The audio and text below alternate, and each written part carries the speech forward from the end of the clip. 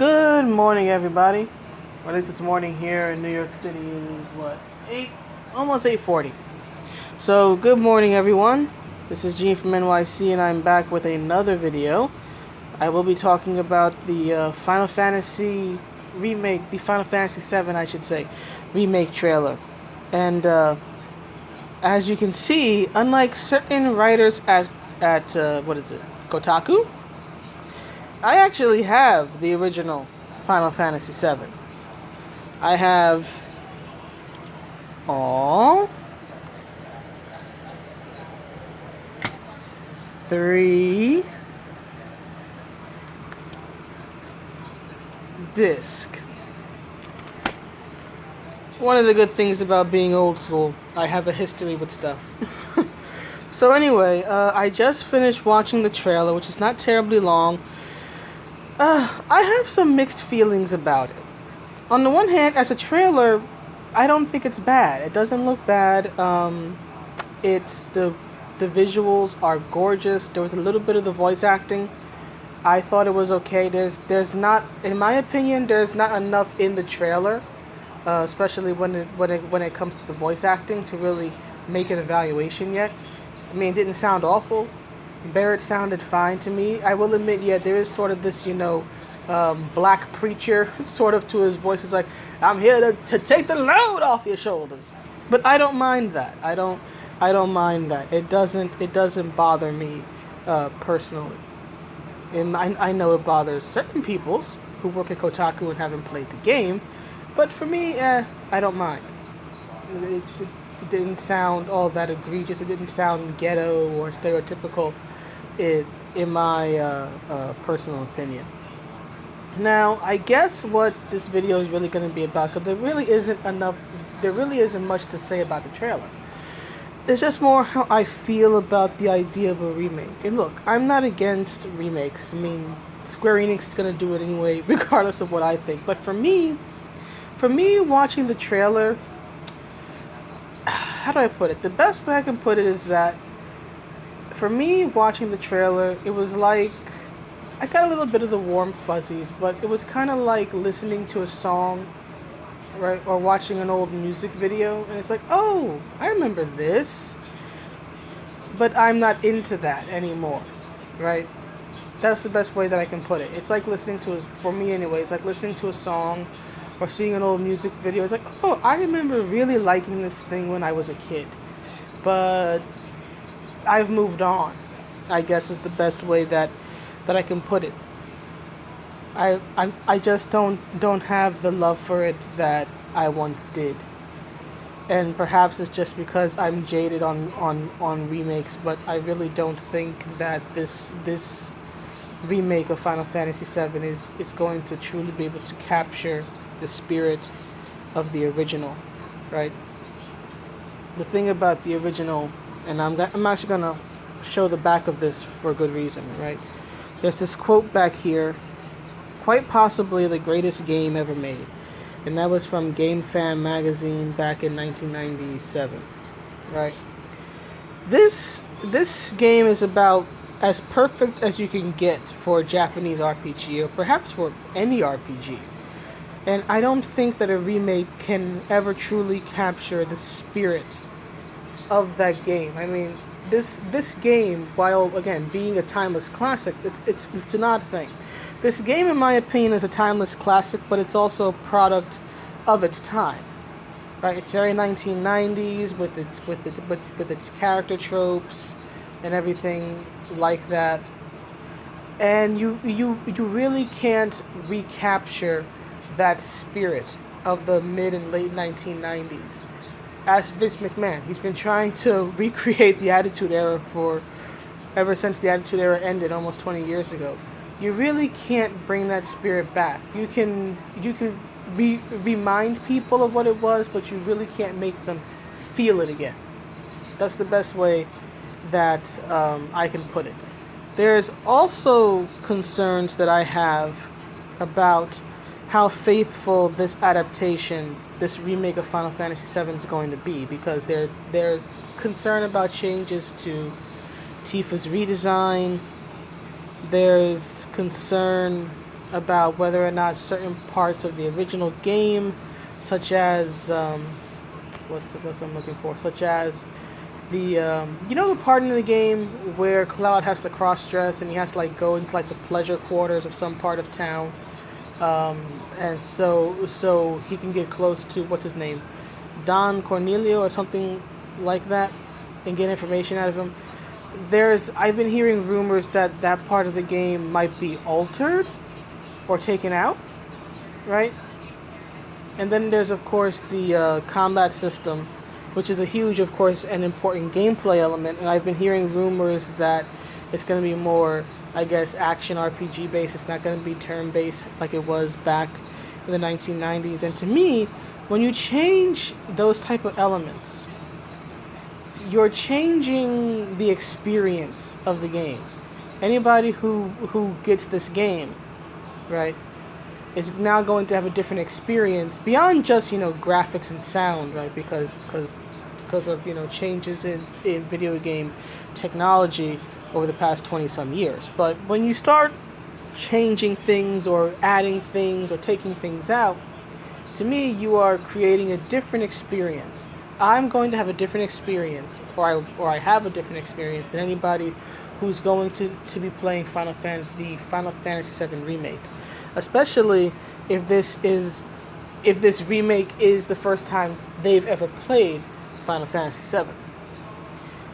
And I don't quite know how I feel about that. I really don't think you can call it a remake if you're going to change these elements of the game. To me, it's more of a reimagining. Perhaps a reimagining that sticks very close to its source material, but a reimagining nonetheless. I'm kind of reminded of the differences in the different experience between Metal Gear Solid, which is a PS1 title from around the same time. I think Metal Gear Solid came out in 1998.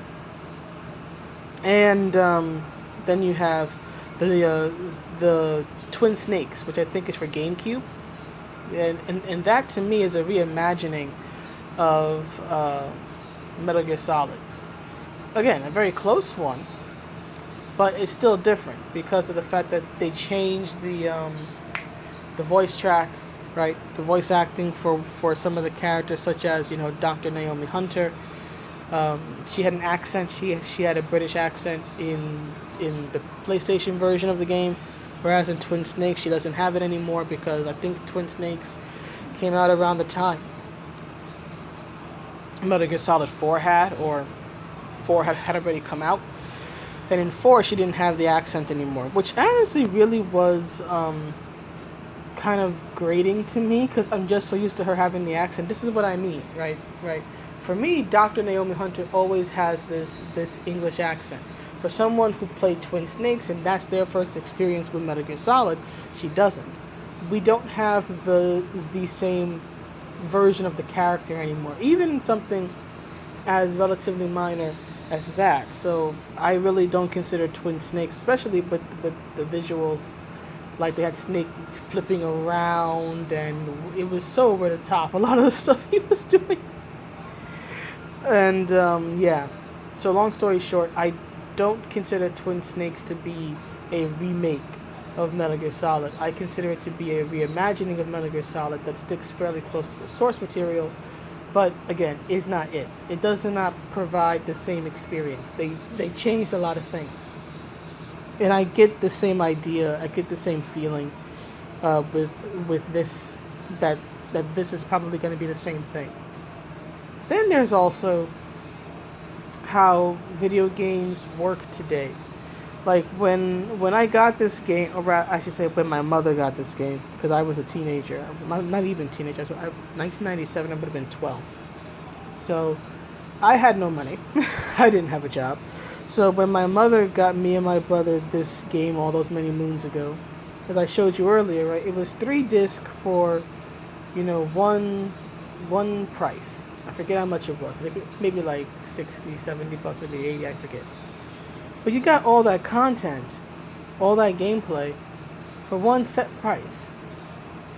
These days in gaming, with microtransactions and season passes and this gaming practice of literally releasing video games as piecemeal, I'm concerned about how the game's going to be released, because I've been hearing that it's not going to be released, all at once. That it's gonna be released in episodes, right?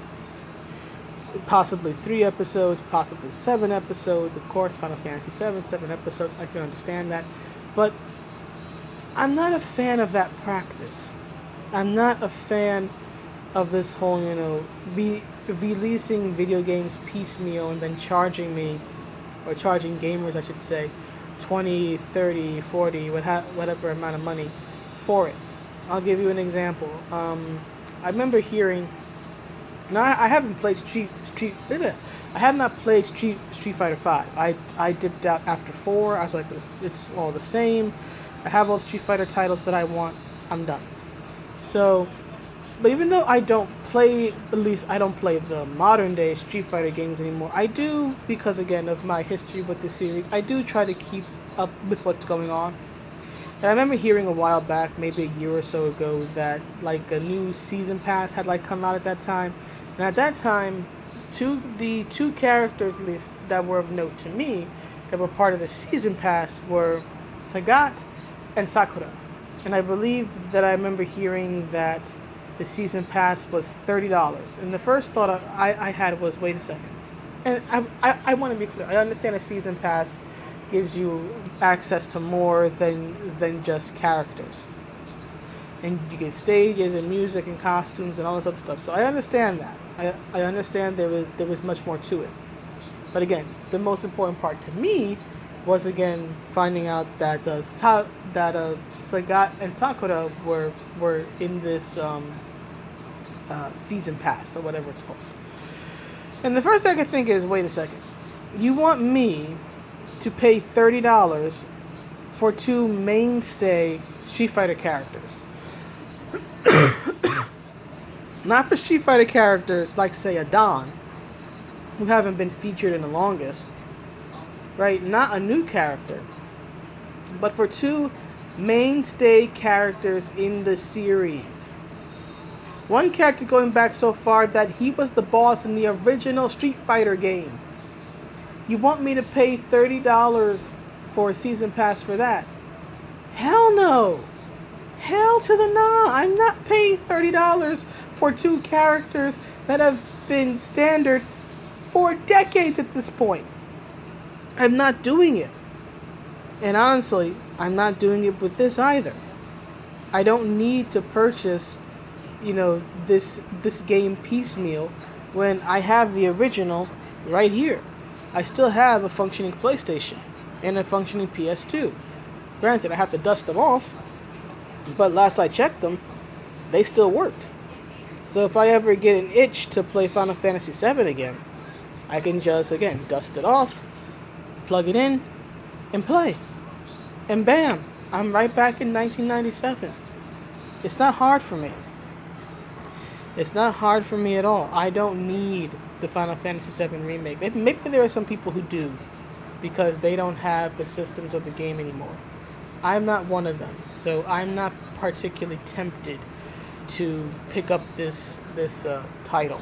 And again, I want to be clear. I'm not saying the trailer was bad. I just have some concerns and some misgivings about certain things, and I guess my personal interest just really isn't there. Then there's one more thing, which is always, especially in today's world, going to be a concern, which is the woke takes on the characters in the game, right? Especially now that we saw with that with that Kotaku article complaining about Barrett's voice, and the writer flat out admitting they had never played Final Fantasy VII, but they were still going to write an article on the internet for Kotaku criticizing the character of Barrett. Oh, if Barrett bothers people like Miss Jackson, Miss Geeta Jackson, I can only imagine how a character like Red 13, right? The red-furred Native American dog is going to trigger these people. And I don't know, part of me is just like, really? I don't like the idea of of know-nothing know-it-alls commenting on something that I literally grew up on, right? So that's gonna bug me. Right? The mere thought of it bugs me. So I can only wonder how they're going to react to Red. I can only wonder how they're going to change Tifa, right? As much as I hate to say, I do think she is going to get a downgrade because of the woke times that we live in. Then there's, such as, Aerith, or Aerith, however you say her name. Her death, right? That's one of the most iconic moments in Final Fantasy VII. How is the woke crowd going to misinterpret her death? Right? How are fans and new players going to experience her death? How are they going to present it? For example, are they going to include that part in the game right before Sephiroth kills her, where I forget what happened, but like Cloud is like under Sephiroth or somebody's control, and like they're like trying to make him kill Aerith, and you have to hit like X like really quickly to make sure that Cloud actually doesn't strike her. How are they going to interpret all this stuff? Right? How are they going to interpret, what is it? What am I trying to say? How are they going to interpret when Sephiroth burns down Nibelheim, right? That iconic scene, when he's walking through the flame and he's just surrounded by fire, right? What is, One-Winged Angel going to sound like? That's the iconic, Sephiroth theme, one of the most iconic pieces of music from Final Fantasy VII. How is that gonna sound? Because you can't mess that up. You cannot mess up One-Winged Angel. So just a lot of unknowns and a lot of concern I have. But there's also the element of, I really can't. Oh, another one. Sid's relationship with his wife. Are they going to consider the fact that he's a grumpy man, or are they going to accuse him of being abusive? There's just so much that was okay to show back in the 1990s that is not okay today. So I just wonder. But anyway, that's just my rambly thoughts on it. Again, I don't think it's bad. I just have my reservations. And then there's simply the biggest thing, which is, outside of just seeing how it turns out, I have no real deep interest in it. This for me is Final Fantasy VII. This is all I need. But anyway, those are my thoughts. Let me know what you think, and I'll come back soon with another video. Wherever you are, whatever you're doing, whatever time it is, please be happy, healthy, and safe. See you later. Bye.